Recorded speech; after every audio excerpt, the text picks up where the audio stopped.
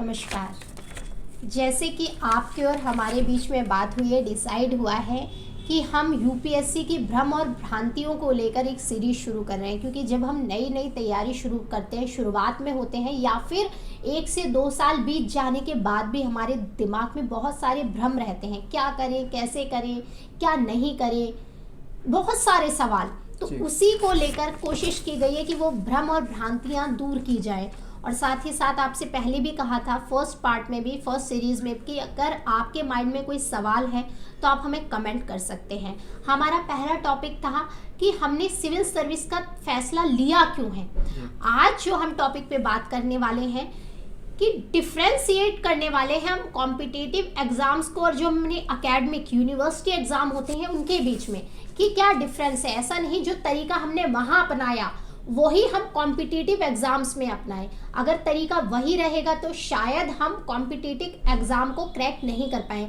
समय हमेशा, कहते हैं ना, प्रकृति भी बदलाव चाहती है। अगर हम सेम उस पे रहेंगे, सेम ढर्रा अपनाएंगे, सेम तरीका अपनाएंगे तो शायद कॉम्पिटिटिव एग्जाम्स को क्रैक करना थोड़ा मुश्किल हो जाएगा। थोड़ा नहीं, आज के हिसाब से कंपटीशन बहुत ज़्यादा बढ़ रहा है, इसके हिसाब से काफ़ी कठिन हो जाएगा। तो यही डिफ्रेंशिएट करना है कि एकेडमिक एजुकेशन में जो चीज़ें हमने रही, वो रट्टाफिकेशन हो, ईटीसी कुछ भी हो, वो चीज़ हमें कॉम्पिटिटिव एग्जाम्स में नहीं अपनानी। इसकी चर्चा परिचर्चा ही आज हम मोहित जी से करेंगे। मोहित जी कुछ बताइए इसके बारे में। बिल्कुल, देखिए, एक बात से शुरुआत करना चाहूँगा मैं अपनी, कि अगर कोई व्यक्ति भूखा है और उसे हम पहले कपड़े दें, और एक ऐसा व्यक्ति है जो जहाँ पर -40 डिग्री का तापमान है, ऐसे क्षेत्र में है, और उसको कपड़े की ज़रूरत है, और उसको पहले हम खाना दें, तो देखिए इरेलेवेंट होगा।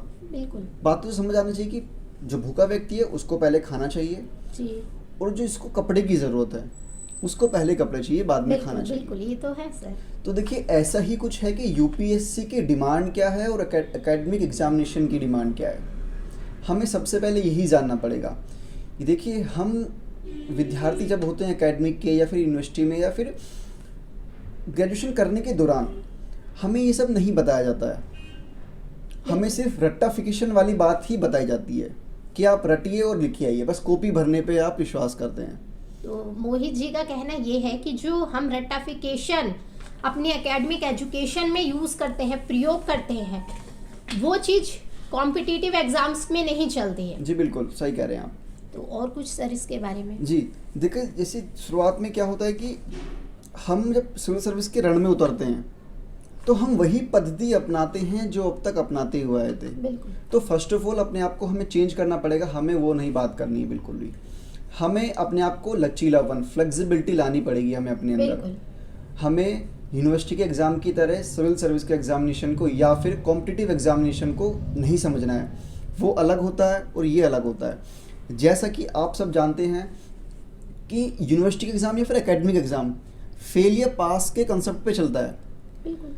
और कॉम्पिटिटिव एग्जामिनेशन इस तरीके के नहीं होते हैं, वो सिलेक्शन कंसेप्ट पे चलते हैं जी। उनको मायना रखता है, सिलेक्शन चाहिए। जी जी। देखिए, यूपीएससी भी एक पर्टिकुलर नंबर, जितनी उसके पास वैकेंसी होती है सिर्फ उसको उतने व्यक्ति चाहिए जी। उसे पास या फेल वाले व्यक्ति नहीं चाहिए।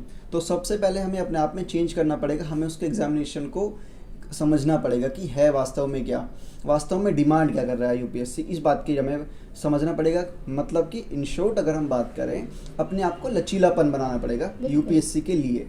जी बिल्कुल बिल्कुल, आप सही कह रहे हैं कि हमें लचीलापन होना चाहिए, उसकी डिमांड के हिसाब से होना चाहिए। अगर आप ना सिर्फ कॉम्पिटिटिव एग्जाम्स, अगर आप किसी प्राइवेट जॉब के लिए भी इंटरव्यू के लिए जाते हैं जी, तो आप एचआर की पोस्ट के लिए जा रहे हैं तो आपको पता होना चाहिए कि एचआर में क्या क्वालिटी होनी चाहिए, क्या उसकी क्वालिफिकेशन है, क्या तौर तरीका या फिर मेंटल एबिलिटी कैसी होनी चाहिए उसकी। बिल्कुल, बिल्कुल, तो यही चीज यूपीएससी एग्जाम्स के लिए या फिर कॉम्पिटिटिव एग्जाम्स के लिए अगर हम एकेडमिक एजुकेशन वाला तरीका कॉम्पिटिटिव में अपनाएंगे, उसके लिए हम प्रशासक बनना चाहते हैं, हमें प्रशासन में जाना है, तो हमें उसकी सोच, उसका तरीका अपनाना पड़ेगा। वो हमारे हिसाब से नहीं चलेगा, हमें उसके हिसाब से ढालना पड़ेगा अपने आप को। और वैसे भी ये चीज देखी गई है कि आपने एकेडमिक में आपने कुछ भी किया हो, आपकी कोई भी परसेंटेज रही हो, परंतु यूपीएससी का या फिर किसी भी कॉम्पिटिटिव एग्जाम्स का अपना एक सिलेबस है, आप उसको बस उसकी तरह बनिए, उसकी डिमांड को फुलफिल कीजिए और आप क्रैक कर जाएंगे। और कुछ सर, कुछ बातें आपसे एक बात जानना चाहूंगा मैम, क्या बच्चों को रटने वाली पद्धति अपनानी चाहिए यूपीएससी के लिए? नहीं, बिल्कुल सर। देखिए, रटने वाली प्रक्रिया, तो यहाँ पे एक बात आपसे मैं क्लियर तौर पर बता दूं कि रटने वाली प्रक्रिया तो आप कॉम्पिटिटिव एग्जाम्स में ले ही नहीं सकते। बिल्कुल। रटने के साथ साथ क्या तुक्का भी हमें काम ला सकता है? ऐसा कुछ हो सकता है? ये जो हम आजकल यूट्यूब्स वगैरह पे बहुत चर्चा परिचर्चा देखते हैं कि तुक्का लगाने का, अगर तुक्के से ही सारा काम, देखिए आप रियलिटी में जीना सीखे, सबसे बड़ी बात है। तो हमारे देश के युवाओं की एक बहुत बड़ी दिक्कत है कि वो उस पे क्लिक करेगा कि 100% इस तरीके को अपना लिया तो आप पास हो जाएंगे, सिलेक्शन हो जाएगा, या फिर इस तुक्के को अपना लिया, तुक्के से आप उस रियलिटी को जानिए कि अगर इसी तरीके से चीजें हो जाती तो हर बच्चा पास नहीं हो जाता। बिल्कुल। हर बच्चा सिविल सेवक बन जाता, घर घर में आईएएस आईपीएस होते हैं, घर घर में होते। तो रियलिटी को समझिए आप, तुक्का यहाँ पर नहीं चल सकता और ना ही चल सकता है आपका रट्टाफिकेशन। यहाँ सिर्फ काम करती है तो आपकी समझ, आपकी समझदारी।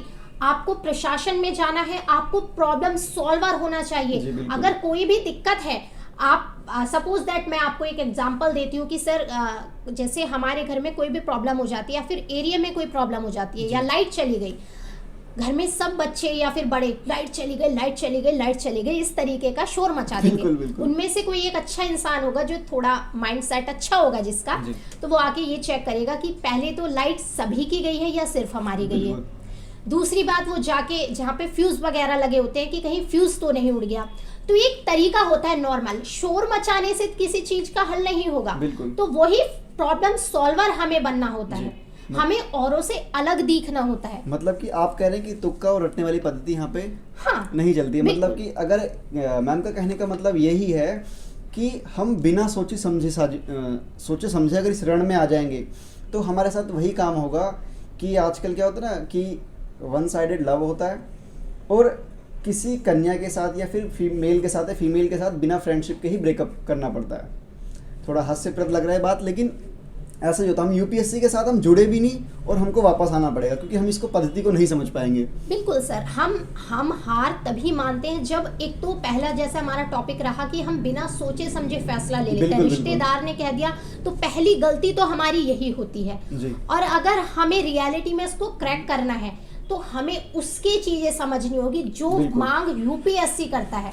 वो अपने हिसाब से, उसको जरूरत नहीं है कि वो आपके पास चल के आएगा। आप इतने कैपेबल बनिए, इतने काबिल बनिए, इतनी क्वालिटी अपने अंदर ढालिए कि वो आपको रिजेक्ट ना कर सके। बिल्कुल। जैसा कि मैम अगर हम जान पा रहे हैं कि यूपीएससी के एग्जाम का नेचर कैसा है कि वो समझता है कि बच्चे को थोड़ा आए लेकिन अच्छा है। मैं ये ऐसा समझता हूँ, जैसे कि अब्राहम लिंकन भी कहते हैं, अगर उनकी छोटी सी बात को ध्यान रखा जाए कि अगर कोई मुझे कहता है कि एक पेड़ काटने के लिए, बिल्कुल सर, अगर वो कहता है कि आपको पेड़ काटने के लिए 6 घंटे दिए जाते हैं, तो वो 4 घंटे में ये कहते हैं कि मैं 4 घंटे में अपनी कुल्हाड़ी को पैनी करूँगा, मतलब कि उसको धारदार बनाऊँगा। वो ऐसा करेंगे तो इसका मतलब कि हमें प्रैक्टिस, नंबर ऑफ प्रैक्टिस, मतलब कि रिवीजन करना पड़ेगा। यूपीएससी के एग्जामिनेशन के लिए या फिर कॉम्पिटिटिव एग्जामिनेशन के लिए प्रैक्टिस, मतलब कि रिवीजन जरूरी है।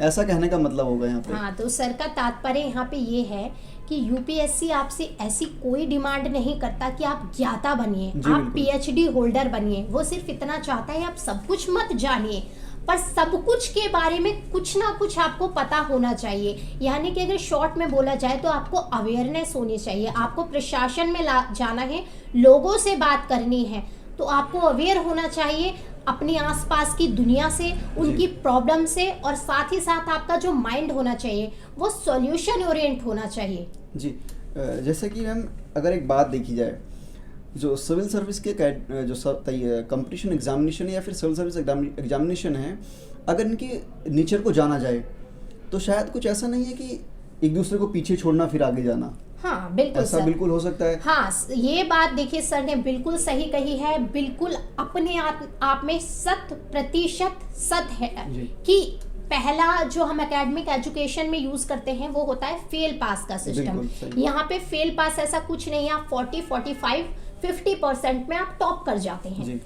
यहाँ पर आपको इतनी कैपेबिलिटी लानी होगी अपने अंदर कि आपको कोई रिजेक्ट ना कर सके। ये सिलेक्शन का एग्जाम्स नहीं है। आप मानते हो लाखों में फॉर्म भरे जाते हैं और पोस्ट कुछ होती है, जैसे 700 800 और अब तो वो भी कम हो चुकी है।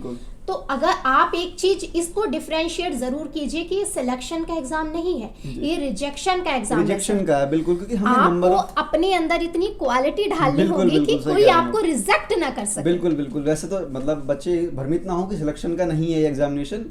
मैम के कहने का मतलब है कि रिजेक्शन का मतलब कि हमें सबसे ज्यादा जो एस्पिरेंट्स है वो रिजेक्ट करने हैं, हाँ, सिलेक्ट नहीं करने हैं। तो ऐसा कहा जाएगा कि ये रिजेक्शन का एग्जामिनेशन है। ऐसा नहीं है, आप खुद सब जानते हैं सर कि जो एक नंबर से इंटरव्यू में रह गया, ऐसा नहीं है उसमें कैपेबिलिटी नहीं बिल्कुल थी, बिल्कुल, बट वो सिलेक्शन के प्रोसेस में पीछे रह गया। जी बिल्कुल। एक बात और जानना चाहेंगे मैम हम कि क्या उत्तर लिखने की प्रक्रिया वही होनी चाहिए जो एकेडमी में रहती है हमारी? सर इसके बारे में वैसे तो हम डिटेल चर्चा करने वाले हैं, पर थोड़ा सा डिफरेंशिएट कर देते हैं, क्योंकि हम एकेडमिक एजुकेशन में या फिर यूनिवर्सिटी एग्जाम्स में भी हम लिखते हैं, आंसर राइटिंग करते हैं, पर वहाँ जो हम ज़्यादातर लिखते हैं वो खासकर हमारा एक चीज़ होता है कि हमने कितने पेजेस भरे, ये प्रक्रिया बहुत होती है सर। जी बिल्कुल। अगर आप ऑल ओवर यूपी के एग्जाम्स में देखेंगे तो खासकर ऐसा होता है, मैं किसी को बुरा नहीं कह रही हूँ, पर एक रियलिटी जाननी बहुत ज़रूरी है। पर जो यूपीएससी डिमांड करता है वो डिमांड करता है कंटेंट की, वो पॉइंट टू पॉइंट बात चाहता है, वो नहीं चाहता कि आपने कितने कॉपी भरी है या तो वो तो लिमिटेड शब्द वो दे देता है कि आप इतने शब्दों में हमें आंसर दे दीजिए। हाँ, आपके अंदर कला होनी चाहिए कम शब्दों में ज्यादा अच्छी तरीके से अपनी बात रखने की। बिल्कुल बिल्कुल। जैसे कि यहाँ पे क्या होता है, नहीं अलग अलग क्षेत्रों से लोग आए हुए थे, कोई बी से है, बीकॉम है, कोई डॉक्टर है, कोई इंजीनियर है। हाँ जी। तो वो अपने अपने क्षेत्र के महारथी होते हैं।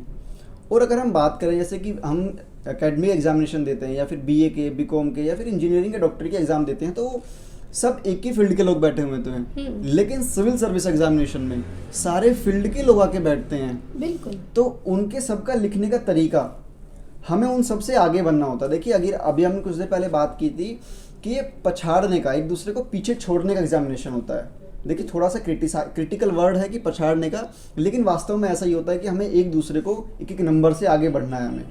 तो ऐसा ही है थोड़ा सा बात अगर हम बात करें कि एग्जामिनेशन यूनिवर्सिटी के एग्जामिनेशन की तरह या फिर एकेडमिक एग्जामिनेशन की तरह यूपीएससी का एग्जामिनेशन या फिर कॉम्पिटिटिव एग्जामिनेशन बिल्कुल नहीं है। हमें सबसे पहले इसकी प्रवृत्ति समझनी पड़ेगी। तो इसके लिए थोड़ा सा हम इसके करने के लिए थोड़ा सा ये देखना पड़ेगा कि प्री के और मेंस के प्रीवियस ईयर क्वेश्चन पेपर देखिए, आप इनको सोल्यूशन अगर चाहते हैं तो देखिए उनकी प्रवृत्ति क्या है। बिल्कुल, ये सर 100% है। मेरे आपने पहले वीडियोस भी देखी होंगी, मैंने सब में आपसे सिर्फ एक ही बात करी है कि अगर आप शुरुआती दौर में हैं या फिर आप 1 से 2 साल तैयारी करते हुए हो भी गए हैं, फिर भी आपको समझ में नहीं आ रहा, तो सबसे पहला है कि आपको सिलेबस पता होना चाहिए। सिलेबस आपकी टंग पे होना चाहिए। और दूसरी बात, आपको सेकंड स्टेप है कि आपको प्रीवियस ईयर प्रीलिम्स के भी और साथ ही साथ आपको मेंस के भी, मेंस में आपको ये पता चलेगा कि किस तरीके से क्वेश्चन पूछे जाते हैं और content to content, point to point कैसे राइटिंग की जाती है।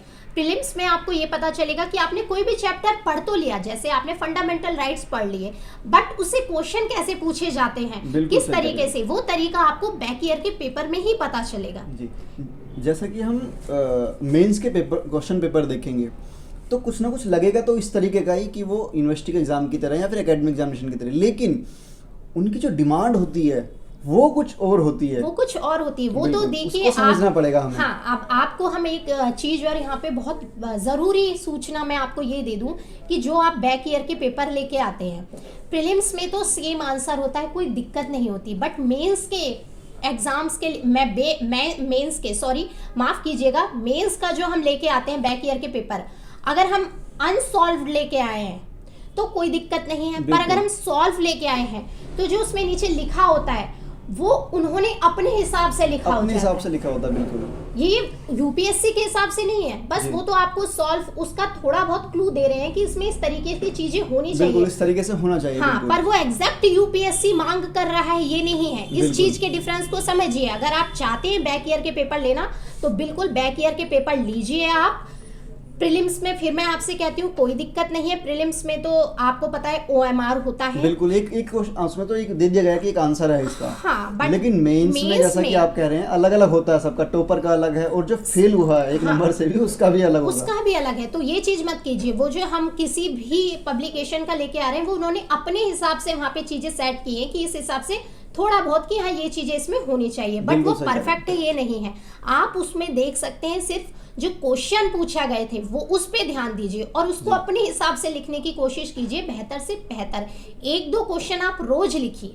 बिल्कुल सही कह रहे हैं आप। जैसे कि हमारा फाइनल कंक्लूजन अगर रहे तो ये रहेगा कि हमने एग्जामिनेशन को समझना पड़ेगा। बिल्कुल एकदम एग्जामिनेशन को समझे बिना मतलब कि उसमें ऋण में कूदने का कोई मतलब नहीं है। जैसे कि शुरुआत में कही थी हमारी यूपीएससी से दोस्ती नहीं होगी, पहले ब्रेकअप हो जाएगा अगर हम नहीं समझेंगे उसको। तो सबसे बस यही है सर, मोहित जी का यही कहना है कि आपको यूपीएससी की डिमांड को समझना होगा और इस चीज़ को डिफरेंशिएट करना होगा कि जो काम हम अब तक करते आए हैं एकेडमिक एजुकेशन में या फिर हमने यूनिवर्सिटी की पढ़ाई में भी जो तौर तरीके अपनाए हैं उससे थोड़ा अलग हटकर अपनी सोच समझ और तरीका डेवलप करना होगा, उसमें ढालना होगा। हमें यूपीएससी की मांग को फुलफिल करना है, उसकी तरह बनना है हमें। तो आज का यही कंक्लूजन रहेगा हमारा सर। और आप कुछ कहेंगे लास्ट? देखिए लास्ट में अगर एक बात कहना चाहूँगा, कुछ पॉइंट्स हैं वो रखना पड़ेंगे आपको कि सबसे पहले हमें यूपीएससी के एग्जामिनेशन को समझना पड़ेगा, जैसे कि हम अब तक बात करते हैं। उसका लचीलापन लाना पड़ेगा उसके लिए अब अपने आप में। ये नहीं कि हम समझ तो रहे हैं, ये वीडियो देख रहे होंगे, हम सुन तो रहे हैं इस वीडियो को, क्या हम नमन कर पा रहे हैं इस वीडियो पे? क्या हम उस यूपीएससी के एग्जामिनेशन की तरह हम समझ पा रहे हैं? देखिए अगर इसका सोल्यूशन चाहते हैं आप तो देखिए हम एक मेंस राइटिंग के अलग से वीडियो लाएंगे, उसमें हम उस अलग से बात करेंगे उसमें, क्योंकि ये ज़्यादा लंबी वीडियो हो जाएगी तो समझ नहीं पाएंगे जैसे सही से। तो हम अलग से एक वीडियो लाएंगे, आप आराम से उसको समझाएंगे कि हम मेंस के आंसर लिखे कैसे। सभी टॉपिक्स पर अलग अलग वीडियोस होंगी, आप बिल्कुल कमेंट कर सकते हैं हमें। आज का हम बस इतना ही आपसे रखते हैं कि एकेडमिक जो एजुकेशन होती है और जो कॉम्पिटिटिव एग्जाम्स है उसमें डिफरेंशिएट करना होता है और समय के साथ अपने अंदर हमें फ्लेक्सिबिलिटी, लचीलापन लाना चाहिए, बदलाव लाना चाहिए। अगर हम पहले रिजिड रहेंगे तो अपने जीवन में भी हम सक्सेस नहीं हो सकते। इस चीज की रियलिटी को समझिए आप। जैसा कि परिवर्तन भी प्रकृति की प्रवृत्ति होती है, तो हमें अपने आप को बदलना पड़ेगा। तो इन्हीं के साथ हम आपसे आज्ञा लेते हैं। नमस्कार।